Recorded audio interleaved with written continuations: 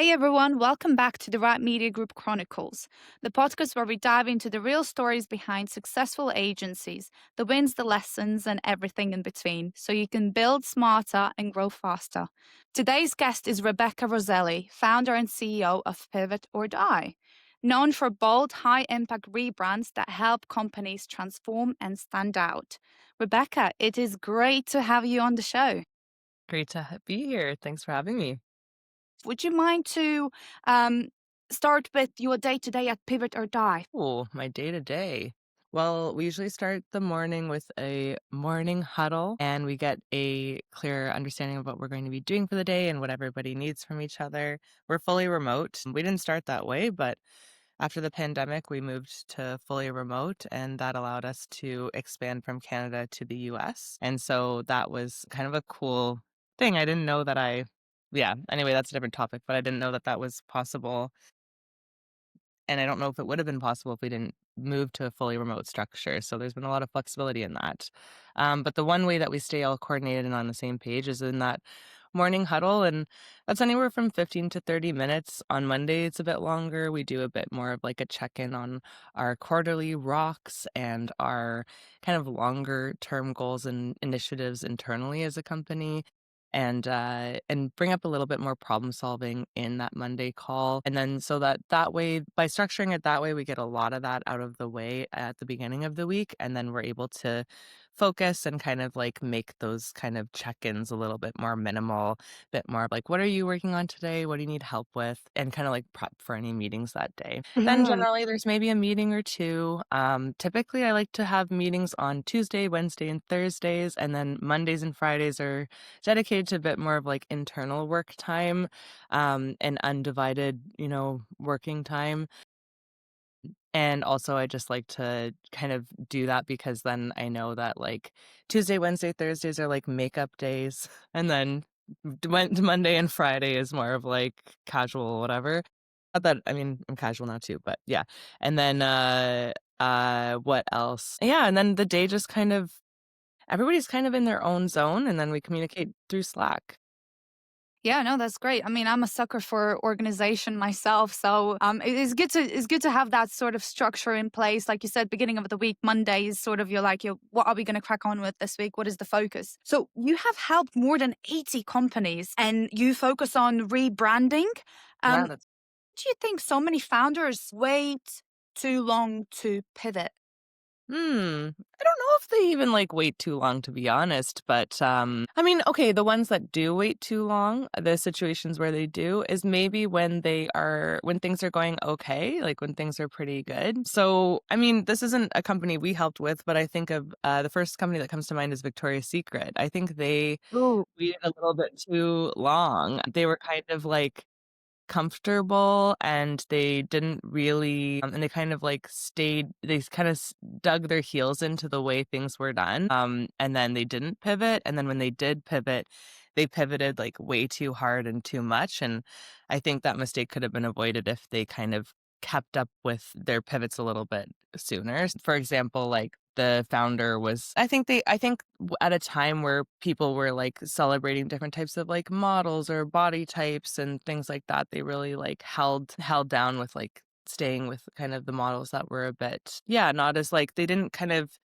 accept like the body positivity movement. I see. I see what you mean now. Yeah.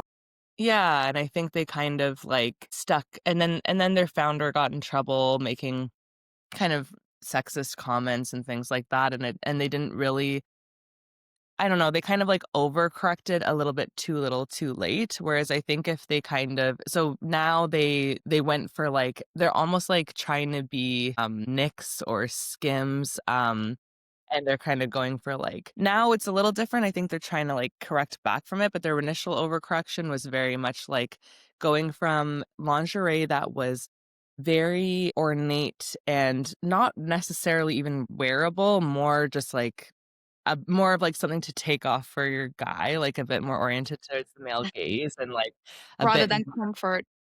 yeah, it wasn't really a comfort brand, it was, like, truly a lingerie brand, and I personally think they should have just kept with that, and they would have solidified their place in the market as, like, not necessarily comfortable, but beautiful and ornate and and fancy lingerie, that you kind of want to show through your shirt and that kind of thing. And I think there's nothing wrong with staying, sticking with the male gaze, but I think that they could have just kind of kept with that glamour vibe and still embraced a little bit of like body positivity with that. But instead, they kind of like decided to copy what everyone else is doing and went for like No comfort way. clothes and like just kind of more basics. And I think, that's because there was success with Skims and Knix and Thinks and all of those brands that were more comfort oriented and people were looking for that.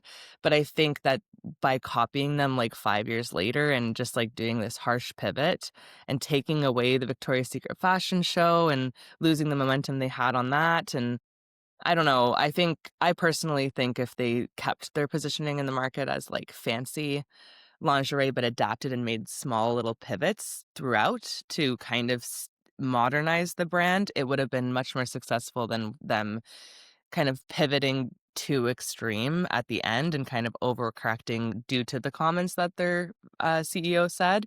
So I think they like ended up, yeah, kind of shooting themselves in the foot a little bit and losing a bit of that like the market that they once had such a hold on.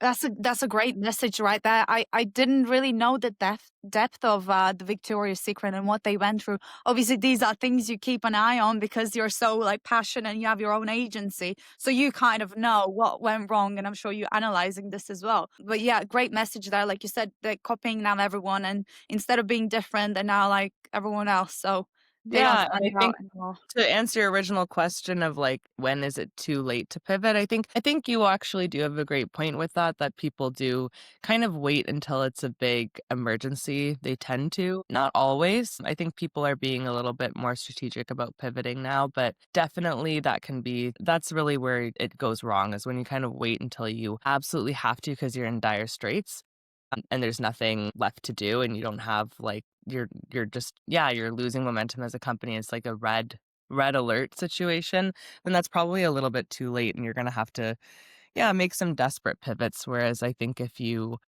make smaller pivots over time to just kind of keep up and refresh your identity and make sure that you're modernizing and analyzing what market you're targeting because like that can shift over time too, then you're going to be in a better place.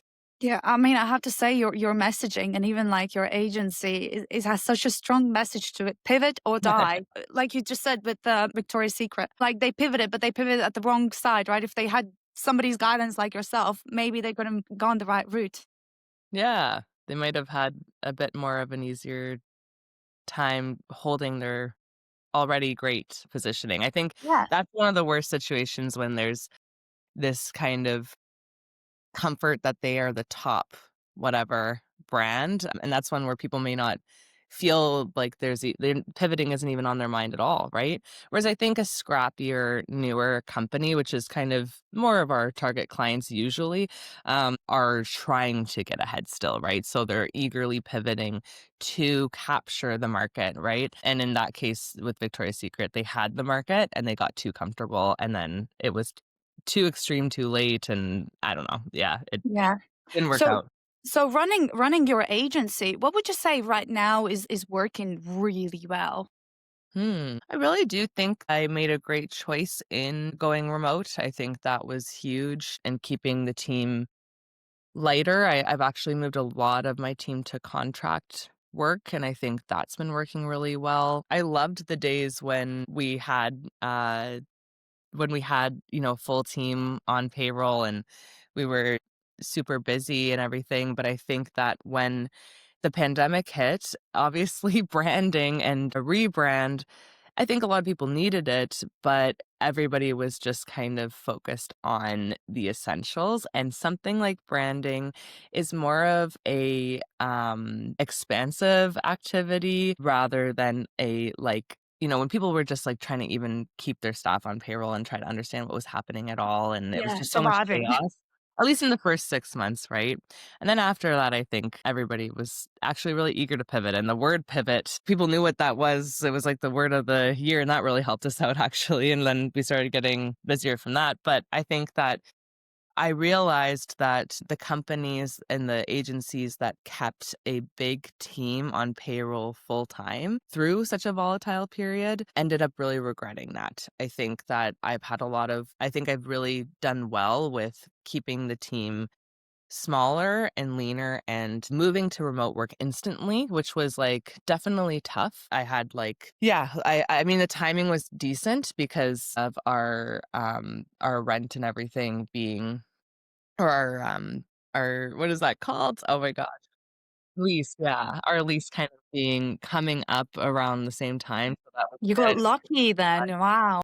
We were in a month-to-month lease, and I think the reason the guy did that is because he was expanding, and his business, like, he was just wanting to get another bigger company in, I guess, because we are pretty boutique. There was only 7 of us, but he ended up regretting that, I think, because he just yeah, he wanted us in there. It was really hard to get anybody in because everybody kinda went remote. Honestly, even the biggest companies in Canada, like the 100 employee places, they're all teams of, like, 3 and then a bunch of people on oh my gosh, why am I What? losing my mind? On Contract. contracted Yeah, yeah. contract, yeah. So I think now that's really helped me to be flexible and lean, Yeah. to have more contract. No, great pivot. Like you said, do you miss the office though? Because, for example, for me, it's like, like if I'm at home, it's kind of finding that motivation sometimes to sit down and just put your head into the work.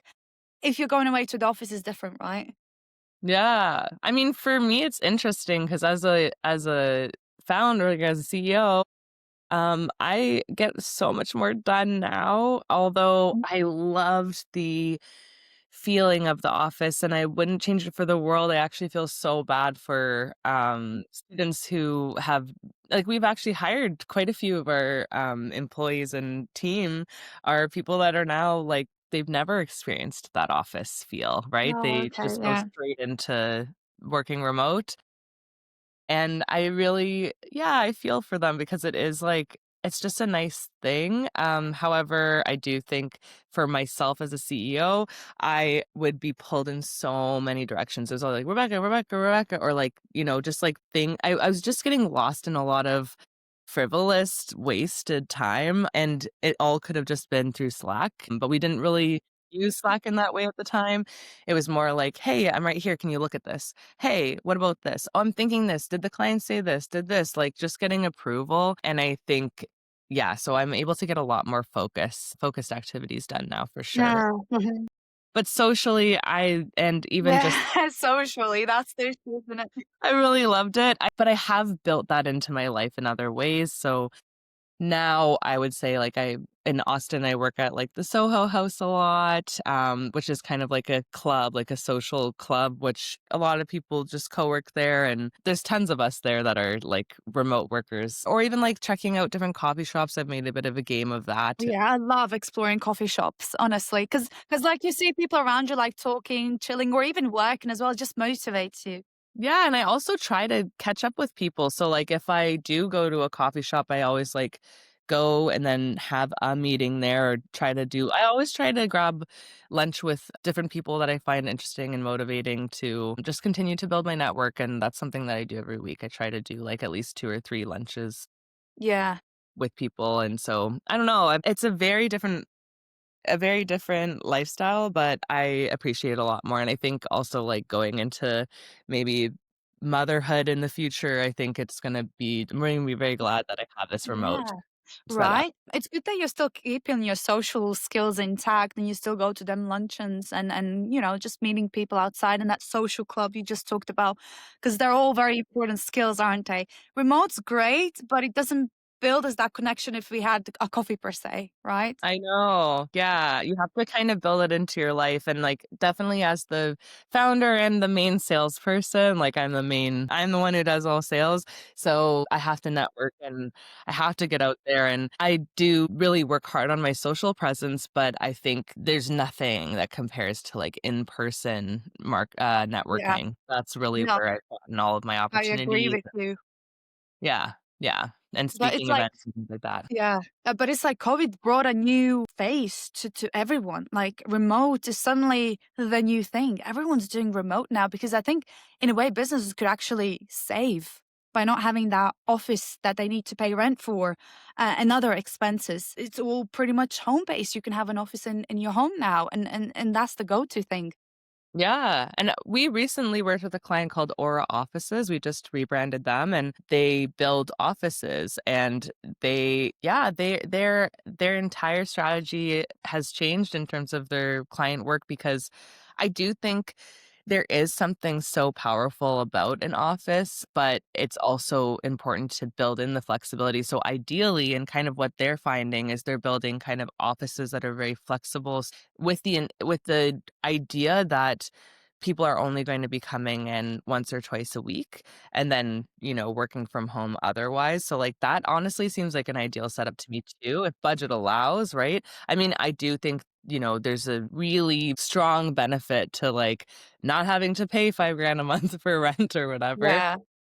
But if you do have, a business that does require kind of like in-person brainstorming, and I do think like we do have that. Like I do think even with like the creative industry, if that was something a line item that I wanted to have, I would go for something that was a bit more like a smaller space, knowing that people are only there temporarily or like once or twice a week and sharing desks and all of that kind of thing. Yeah, no, that sounds like a great brand you just pivoted per se. Yeah.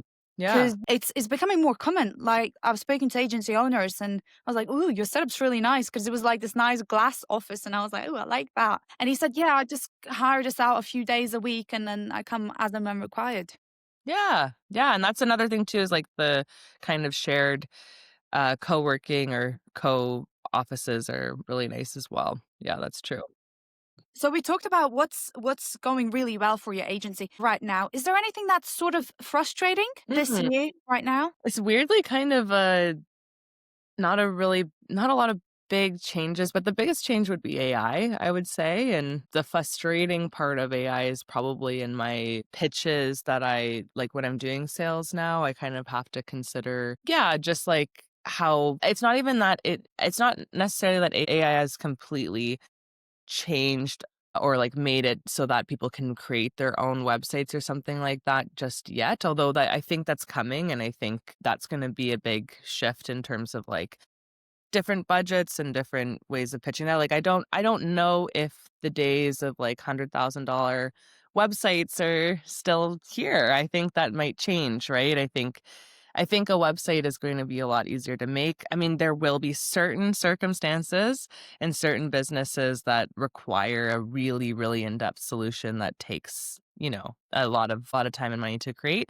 But especially when it comes to startups or even just like businesses that are a bit smaller or, single owner businesses like single founder businesses, I think that we're going to see like a huge shift in that. So I do think like it's weird, like, I have to kind of consider the what my revenue goals will be when like, it's gonna be interesting to have to navigate that problem of, like, okay, sites used to be 20,000 or 50,000 or whatever, and then now maybe they can be made in a week, and I can't really charge the same if it's made in a week with AI and typing it in and finessing it, versus like because then people will be able to do that themselves too, and I don't know, it's an interesting problem to solve, for. So that's something I'm, like, not necessarily even seeing right now, but I am foreseeing it for sure.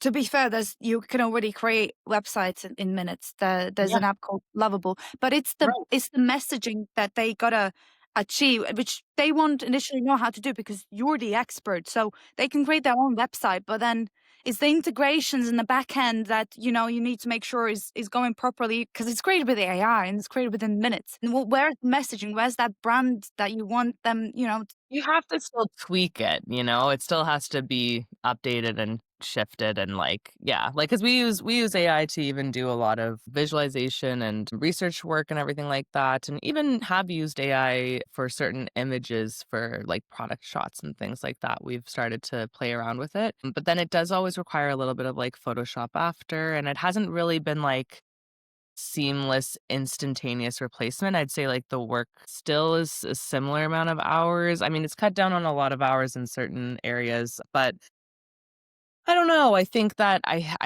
we're not it's not exactly perfect yet, but you're right that like Lovely.ai exists. And so for me, I'm even struggling with a little bit of like the perception side of it, right? Because with a sale, it's just about the perception too. So if somebody thinks they can make a website in minutes with Lovable AI, why would they decide to use us? And I mean, so far people have understood that it's different, right? It's still because it's not quite there, I guess. But I do think there will be a time where very soon, where an instant website that you can put together in a day with just certain prompts and maybe feeding it a brand kit and, being able to play around with things. You'd still want our help to, maybe discuss like the structure of it or something like that. But that might be like a 3-hour call or, a day of work, whereas that may have been you know, months of work before, like Mhm. months. Like we've built websites that are so intense that they end up taking 6 months or 7 months. So, or even web apps and things like that. Like yeah, it's interesting. It's something that we're going to be dealing with. I think I'm starting to navigate around like the question because I'm starting to get questions like that in sales calls where they go like, "Oh, can't we just like make a website really quick?" Yeah, probably. I don't know. Like, I mean, Mhm. it won't be perfect. We'll need to adjust it for sure. So like this is the route that I would recommend taking, but I can always like I can't say no. Like, yeah, you could always try making your own website, just go with us for branding. Like that happens too, right? So I don't Yeah. know, it's interesting. A lot of DIY, I guess, and Yeah. Yeah. AI plus DIY, that kind of perception that I feel. Something that keeps, popping up is AI is going to steal our jobs. I think, in my perspective, it's not going to be AI who's going to take your jobs. It's going to be businesses that implement AI that will take your jobs. So, in your case, uh, utilizing AI, like you said, to make yourself more efficient, and instead of a month, it takes you a week to create a website, Hmm. you're making yourself more efficient, right? Yeah, right. That's really the perspective I'm trying to get across there because I think you need to, as a business, utilize AI. But I don't know if you come across businesses that are sort of anti AI as well. I think generally I feel like everyone's okay with it. I don't know. I haven't heard. I know there are people that are totally obsessed and in love with it, and then there are, I'm sure, pure-hearted artists that like. I definitely think like painters and things like that are really upset. But in terms of design and like the clients that we're working with, I honestly think they share a similar sentiment to me, where it's like, okay, this is a helpful tool. It's not perfect. Yeah. Yeah, and we don't necessarily yeah, we all kinda know it's not quite perfect yet, but it's also a little bit annoying. I mean, just like your example you shared, I mean, yes, we're more efficient. We got a website done in a week, but that may also mean that now and this is just the way it is, but, like, that might mean that now we are going to charge, $5,000 for a website or something when it used to be 50,000, and then that was, like, one client signed on that we would then have, like, 3 or 4 months of work to, like, get that Um, all organized and executed. Whereas, like, if it's 1 week, like, yeah, sure, we're not gonna, like, it's not like we're being paid a smaller amount and then working more or something like that. Like, we may actually make more of a profit on that particular job, but then you have to kinda go out and get more and more and more clients, right? Suddenly, you need more clients. Yeah.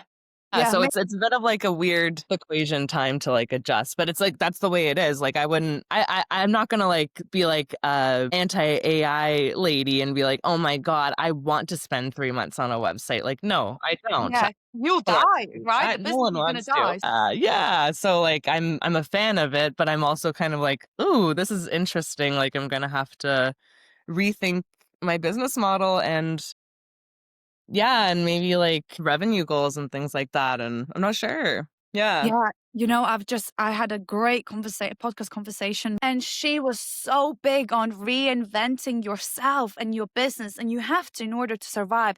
And I think AI is just one of them times you need to reinvent your business model to really adjust to the times and thrive instead of Yeah. survive.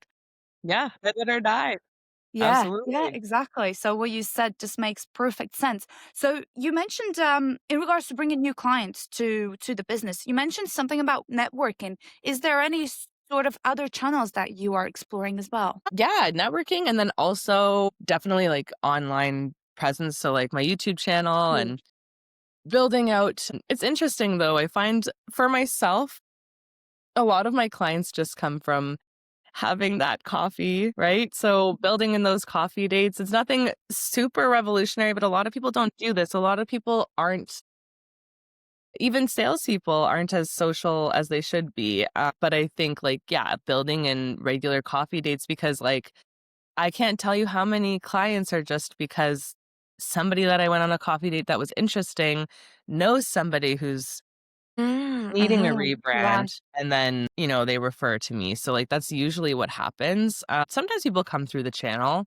So it's not a bad thing to have, but I think the channel kind of serves as an additional kind of getting to know me and us and our like perspective and after I've met someone. So typically it's like somebody who's like interested in working with us or heard about us will look at the channel and then be like, "Oh, I really do want to work with you guys," and then, reach out. LinkedIn too, like LinkedIn has been huge. And I also do a free 10-minute video audits. So that's been a huge change as well. People order those 10-minute audits so we have a few different options on our website of how to work with us. So you can either order a 10-minute audit and like if you dare, where we rip your Love that. business, and tell you what's wrong and what you need to work on. So that's not for the faint of heart, but for people that really just want that feedback. And then the second option is to like work with us. And the third one would be to like check out our channel and subscribe and like keep tabs on us and maybe learn from the information that we're sharing for free too. So yeah. I think it's very important what you mentioned that those coffee dates. It doesn't Mhm. seem like a reinvention of some sorts, but I feel like Right. with this remote work and it's something we all need more and more of that Yeah, human maybe it's a connection. fascinating idea to, like, Gen Z, right? Like, they might be like, "What?" You just have lunches with random people with no goal, like, I mean, like, I'm not booking these lunches with people that's another thing I think kids need to know, like, that are coming into the scene, I guess, is, like, you don't wanna sell to the person in front of you necessarily, like, that almost never works out. It can happen. If somebody's like, "Hey, I love what you're doing, and oh my god, I happen to also need that right now." Like, sure, that happens once in a blue moon, but that's a big mistake I see from like younger people coming to either networking events or things like that. They go like, "Hey, if I walked into the room and I was just like, "Hey, colors for sale, brands for sale, like come work with me." Like nobody wants to talk to you. No one wants to be sold to in that room. So it's better to just like link up with motivated people who are interested in, connecting at all, and you just kind of have a lunch and you explain what you do casually and, maybe a couple other maybe partnerships are a great thing to do, like referral partnerships. So like if I, meet somebody who's in PR, then that's a great, industry that's like aligned to mine that doesn't necessarily do branding, but they would understand the value of their client's website looking great for when they do media outreach and that, leads back to their website. Like that's a great kind of referral partnership or like maybe I don't know, a videographer or something like that. Like those are people that are great to meet to because that's like, you can build a referral network that way. But generally, I just like to meet with people I find interesting with no real notion of when this will pan out into something. But definitely, like many times, 2, 3, 6, 7 years down the line, that person sends me a referral or needs a service in the future. So it's not necessarily, it doesn't feel like this like efficient, ad campaign or something like that. Yeah. But I've experimented with ad campaigns. I paid a lot of money for different ad campaigns. And in our industry in particular, like we do ad campaigns that are very successful for our clients, but for us in such a service based industry that's like a very, once every 3 years or 5 years, 10 years kind of thing, like a rebrand, and also such like a large investment, I think then it hasn't been successful. And in any kind of really like outreach where it's like, "Hey, do you need this? Do you need this?" I don't think for our boutique service, it's never really quite worked out. What we attract with those are people that are, like, looking for a deal or a bargain or people that are yeah, I find, like, referrals have been huge, and, of course, speaking events. I mean, when I get a speaking event and I get a chance to go on stage and educate, a group of people, then that usually turns into work. And yeah, sometimes it can be 2 or 3, 5, 6, 7 years down the line. But I think if you're constantly just like meeting people, um, yeah, it's gonna take you a lot farther than even sometimes an online presence. I think both can be good, but Yeah, I mean, you just touch point on a lot of things there, and you explain how to do networking properly. Not again, here's who I am, here's what I can do for your business. There's no connection there. They won't care. It's the same like your inbox. You're constantly getting direct pitched to, which nobody cares about. It's building that connection, and then if there's an opportunity or they mention something, that's when you can be like, yeah, yeah, this is what I do. You know? yeah, our recent client is from my neighbor. She held a vasectomy party for her husband because he just got a vasectomy.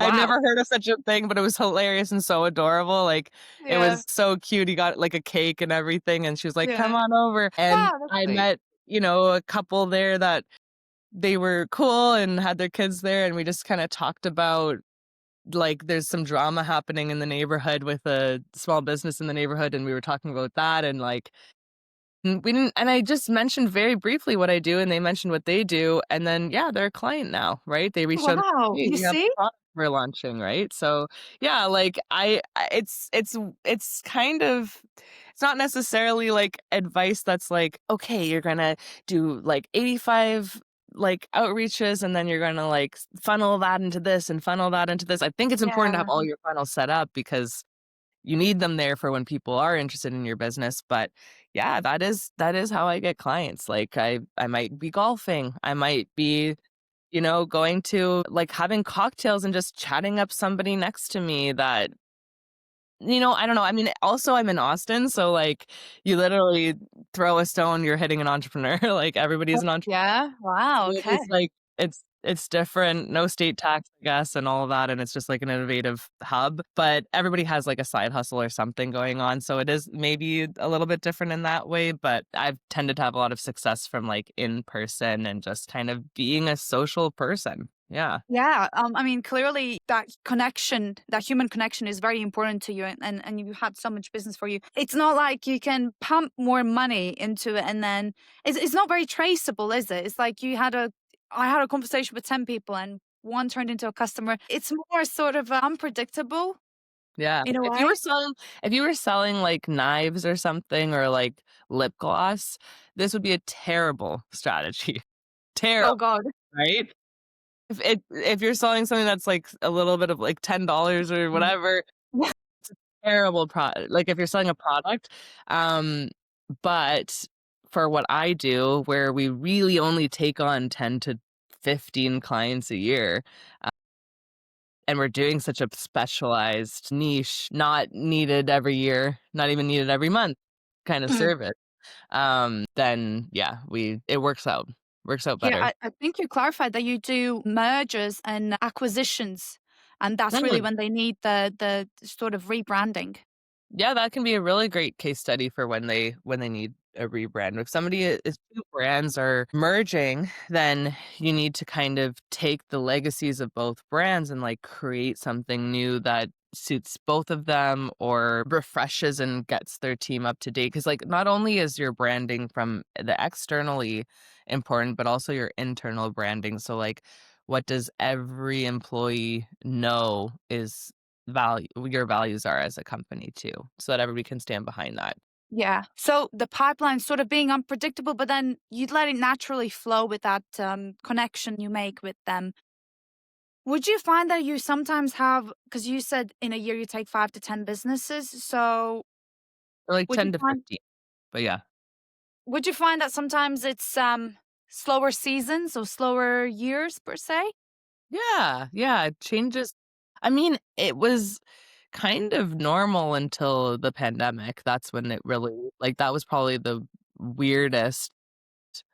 I don't even know if it was our worst year. It probably was. I think it was our worst year. But it was weird because it was like half of the year was terrible, and then the other half everyone was like pivoting, needing to pivot like to online and like so it ended up being kind of good.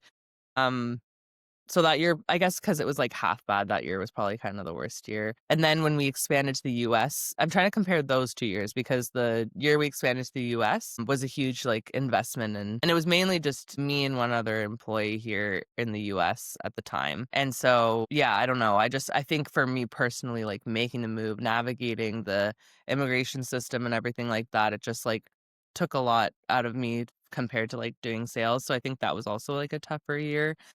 You didn't have enough time to do networking and focus on that pipeline for the future. And starting over, that was tough because, like, Yeah. I at first, in Canada, we could point and be like, "Hey, we did that medical aesthetics clinic, that coffee shop, that restaurant."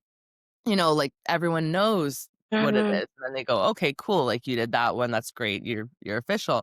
Whereas when I arrived here, I had to be like, "In this magical land, Canada, I promise you, these businesses exist."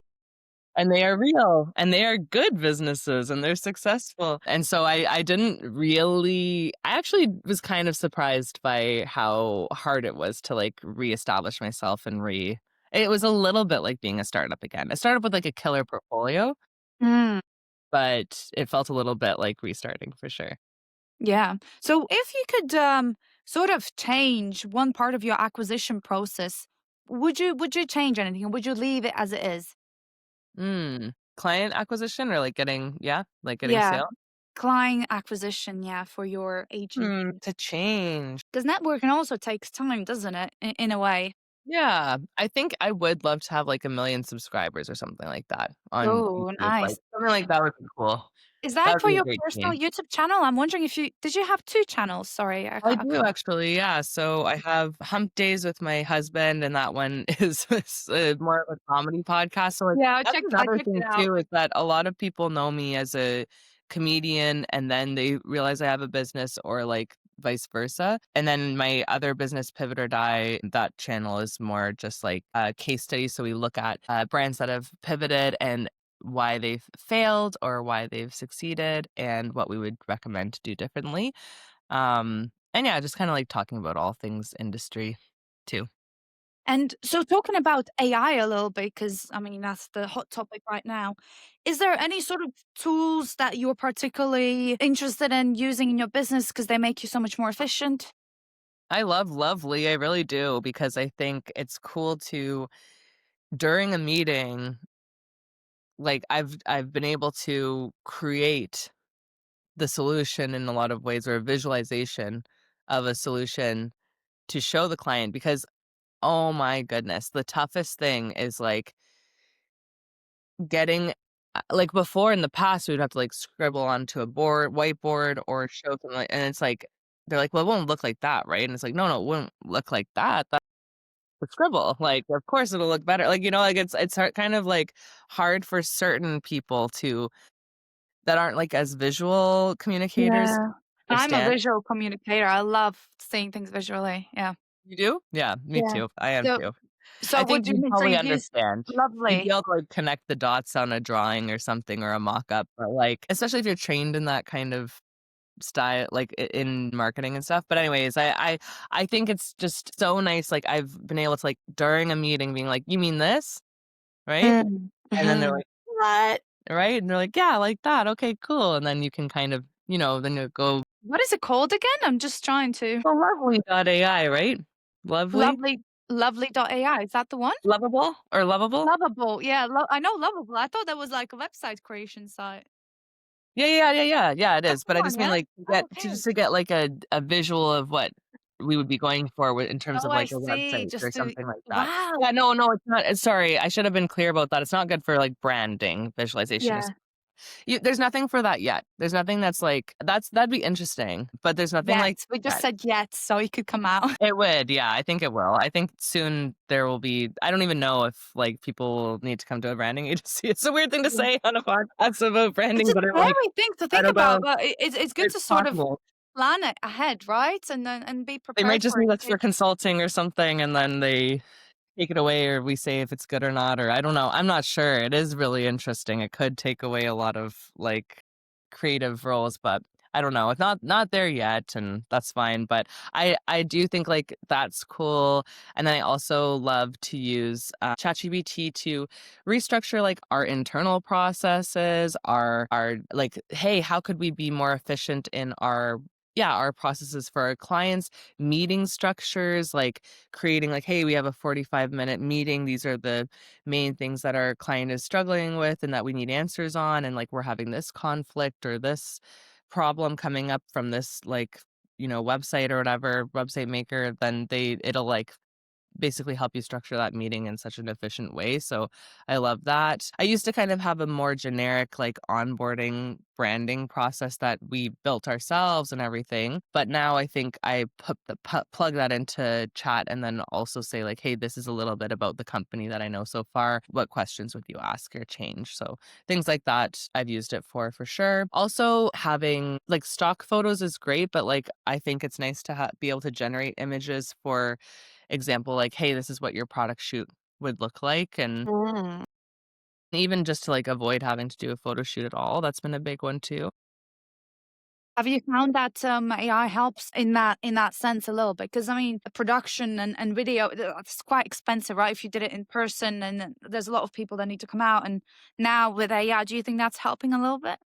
I think so far we haven't used it as, like, the final result, it just hasn't Mm. been it's been too obvious that it's AI and just, like, Yeah, needs I don't final know. touches, like I you think said. it could get there any minute though, like, I really do think even, like, our next client project, we could potentially generate the images depending on the product type.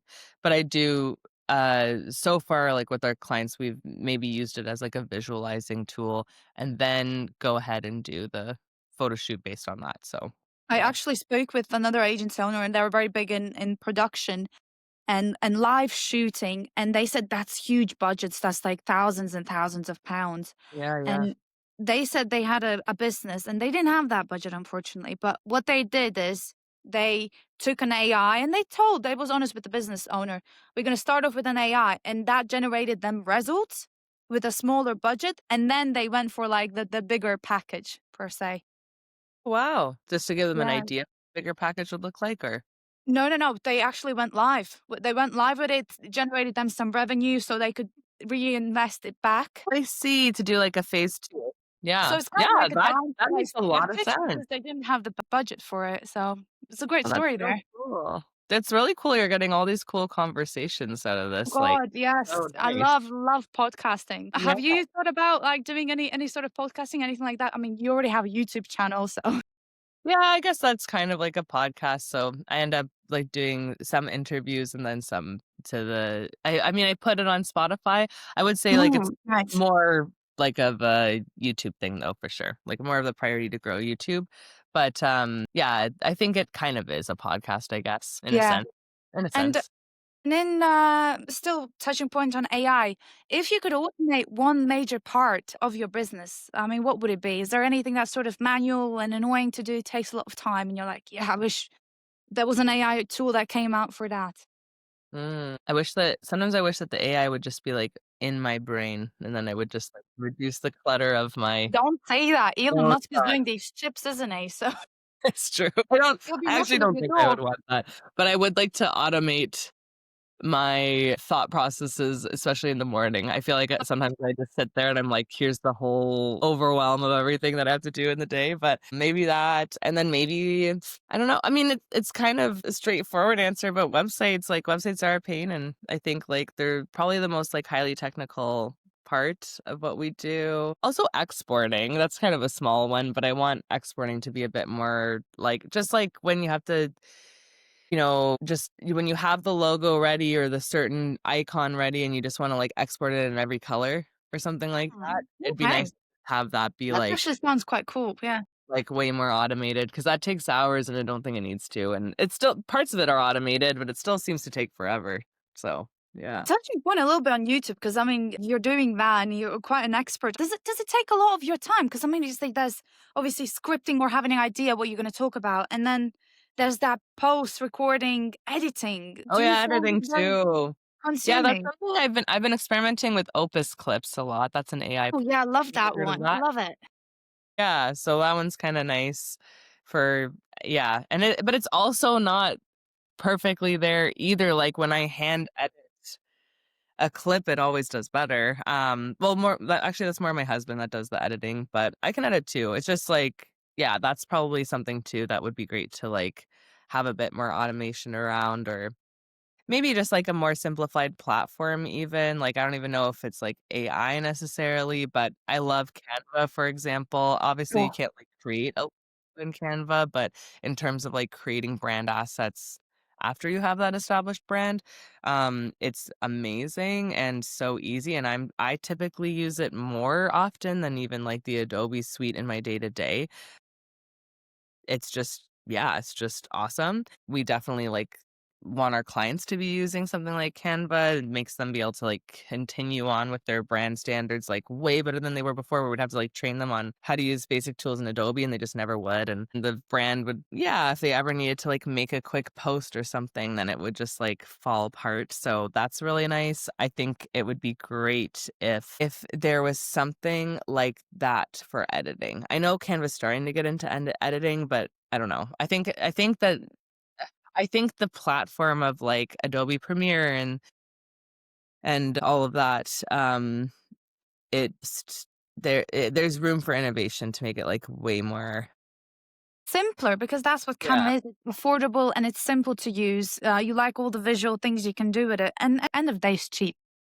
Yeah, like, even something like the TikTok editor is, like, Mm. more intuitive in a lot of ways, and I'm like, "Let's kinda move in that direction for a more desktop." I don't know, it's Yeah, interesting. I would love that. A more desktop friendly version that you can use like a TikTok. It's a sort of editing tool. Because Yeah, TikTok's easy. I mean, I've tried to play around with some of the videos, but like you just select it and it can automate like a whole clip for you from many pictures and videos blended together, add that's true. music on it. Great. That's true. Yeah, that's true. There's a lot of yeah, I feel like there's a lot and I don't know the exact solution, but I think there's a lot of innovation to be had in that category for sure. Editing is a pain. Yeah, I didn't even think of that, but that's like Yeah. another because you get everything done and you're so excited and then you just want to get it out there. And do you have any advice for anyone who's thinking of starting a YouTube channel? How did you first of all get into it? Yeah, I would say just don't worry too much about your setup and your tools. I think, you can get away with like a great small little mic and your own like your own iPhone camera that like I don't know, I think I stressed for a little bit too long on like the technical setup and making sure it looked really polished. And I don't know if it matters really that much if it looks polished or not. Like sometimes my best like performing posts are ones that look less polished. So yeah, I think that's something that really stressed me out. I don't know if it's everyone's priority, but like you think of needing the tools, but you don't need those tools. You may just need to get good at your performance and like your Yeah, get voice. comfortable in front of a camera. Is it Yeah. weird when you're like in a room and you're just it's probably not Yes. with your husband because you're talking to each other in a way, Yeah. but That's when true. you're alone, is it weird talking to a camera? It's a skill you have to build. And I remember I had an editor initially 'cause I just felt like I needed to and like, before I learned, but I think they would probably hear me say the same sentence like 4 or 5 times before I felt like that sentence was right, and then I'd move to the next sentence, and I had it, like, highly scripted and that kinda thing. Now, I do not have it highly scripted. I have general little jot note points, and then Mm, I just kind of just speak as flow if I'm through, trying to yeah. speak to somebody in front of me, so I do think that's something that improves over time. I don't think it's a bad thing to script though. Like I think if you're feeling nervous and that's what you're starting out doing, but generally like I think it's about getting reps. And another big advice is like embrace the cringe. Like people you're going to feel so cringy about what you're doing and you have to like, that's just how you're gonna feel if you're doing anything, and that's how everyone feels when they're doing anything, and if they're doing new and uncomfortable, and yeah, your high school friends and your parents are see these posts, but, like, don't think of them, think of the new people that are coming to your channel, and also, like, if people make like, sassy like, at the beginning, you're gonna start from 0, and if people make sassy comments or are, like, hating on it, those are usually people that aren't doing anything, right? You have to notice that people that are hating are usually the ones that aren't trying to Strong do stuff. advice. Like, I don't hate on people who have 4 followers but are posting every day. Like, I would never. I would be like, "That person's hustling, and I respect that," right? And Yeah, you yeah, need to definitely. care about the people that think that way instead of, yeah, being But worried about. you know what's crazy with this whole entrepreneur and starting your own agency space, especially like your friends that you don't keep in touch with, everyone thinks it's like an overnight success, but they don't know the reps you put into this whole work. And you've done so much to become so successful with your agency and with your channels as well, because they have quite a lot of subscribers too. And you're constantly putting in the work when nobody's watching. Yeah, yeah, you just keep pressing publish and then I don't know, and yeah, just, like, live in the cringe, embrace the cringe, be cringe, like, I'm proud to be cringe, and I, like, trained my mind to go, like, even when I feel uncomfortable posting something, I just, like, post it, and Yeah. it's better to, like, get reps in and do it, and 'cause you will learn through your failures more than your wins, and you will also learn faster by doing. Somebody who sits there and, like, plans an amazing plan, they're gonna sit there and they're gonna be like, "My business is flawless, I've thought of everything," and then COVID will happen, Mm, right? right. So it's like, who do you think is gonna get ahead? That person that sat there planning for 3 years and then something unexpected happened, or the person that's just constantly going and pivoting, and they're just trying things, and then that failed? Okay, cool. I learned from that. I'm gonna move on to the next thing. Like, I actually really do appreciate failing now in my life. I think I'm proud to be someone who fails and to be, like, a failure even, because that means that you're actually not a failure. You're somebody who's trying, and you're somebody that's doing, and doers are always gonna get further ahead than people that are, like you can call it planning, but really you're just scared. Yeah, you're scared. You're scared to put yourself out there and get out of that comfort zone that really does feel nice and cozy, but you don't grow in comfort. You grow Yeah. in discomfort, like you I'm just also, like, said. not even that big of a fan of business plans Mm. for that. You're not a big fan. Not really. I mean, you can have a certain one. I think it's important to have Mm. some kind of plan, but I do think, like, yeah, just doing and, like, trying, you're gonna learn a lot Yeah. more. So the plan for pivot or die, what is the goal for 2026? Oh, yeah, I had a hard one this year thinking of what the goal would be. I think it is kind of just continuing, like, we are in a kind of good place right now. The biggest thing I wanna drive up is our online presence, though, like, for sure. That's something that I wanna invest a bit more time in. Feel like I got really good and started on that during the pandemic because it was the only option. Being outdoors was illegal. Networking events were illegal, but then now I'm kind of, like, focusing on that a bit more, and I think it'd be good to, yeah, build in some time to grow the channel out a bit more and maybe even get some sponsorship deals and things like that. That'd be nice. Yeah. Rebecca, thank you so much for taking the time to do this podcast and share your knowledge about agency space and also YouTube as well, which you feel very passionate about. If people wanted to connect with you to find out more or just check out your agency, where could they find you? You can find me at Rebs Rosselli on Instagram, or just type in Rebecca Rosselli, it'll pop up. And then, yeah, pivotordie.design. So that's our URL and for our website. And Pivot or Die, we have Instagram, and we also have our YouTube channel as well. So yeah, Awesome. I'll be there. So, if you found this episode valuable, make sure to like, subscribe, and drop a comment with the topic you'd love to hear next. And if you want to connect with Rebecca or learn more, all the links will be dropped below. Thanks.